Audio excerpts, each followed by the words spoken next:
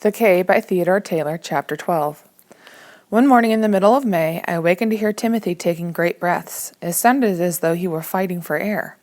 I listened a moment and then asked, "Are you all right, Timothy?" He wheezed back, "Fever, malar." I had to think a moment to understand what he was talking about. Fever, malaria. I reached over to touch him. His forehead was burning hot. His breath was coming in big, harsh sighs, and he said, "I got malar again, Philippe. 'Twill go away, but fetch some water." When I had fever in Virginia and at Charloux, my mother had given me aspirin and then put cold cloths on my head.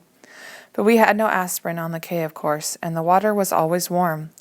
I poured some water from the keg and gave it to him. He gulped it and then fell back on the mat. For a while I listened to his heavy breathing and then ripped a piece of cloth from what was left of my shirt, dampened it with water, and placed it on his forehead. He murmured, "Dat be good," but suddenly he began to shiver, even though the morning air was already warm. I could hear his teeth clacking.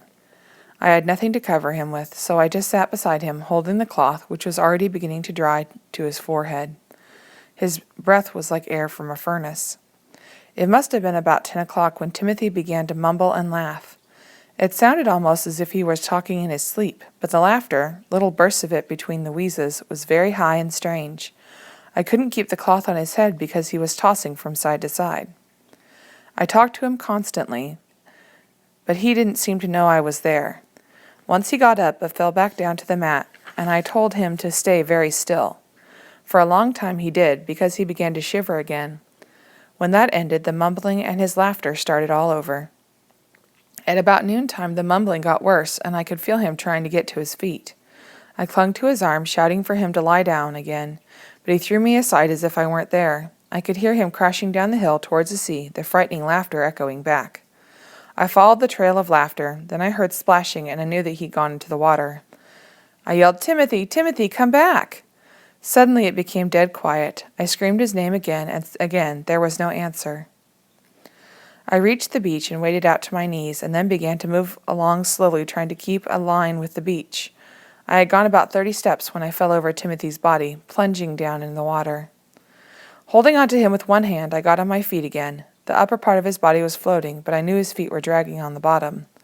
I put my face against his mouth. Yes, he was still breathing. I worked myself around to put both hands under his shoulders, but he was too heavy that way. Then I clasped my hands under his chin and began to pull him out. He made strange sounds, but did not try to help me.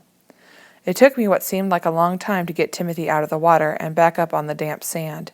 He must have weighed 220 or 30 pounds, and I could only move him 2 or 3 inches at a time. I sat beside him for almost an hour in the hot sun while he rested quietly, his breathing not so harsh now.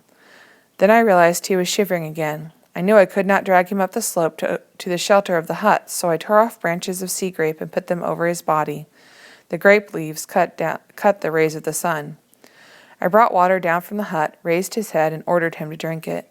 With one hand I found his lips and then guided the cup to his chin. He seemed to understand and gulped it down. I stayed by him the rest of the long afternoon while he slept. When he awakened, it was early evening and had turned cool again. He was breathing easily now, and I knew the fever had broken because his forehead was no longer hot. Sitting up, he said weakly, "How'd I get down here?" I told him he had run down the hill. "Dat debbil, de fever," Timothy sighed. I said, "You went into the water. You scared me, Timothy."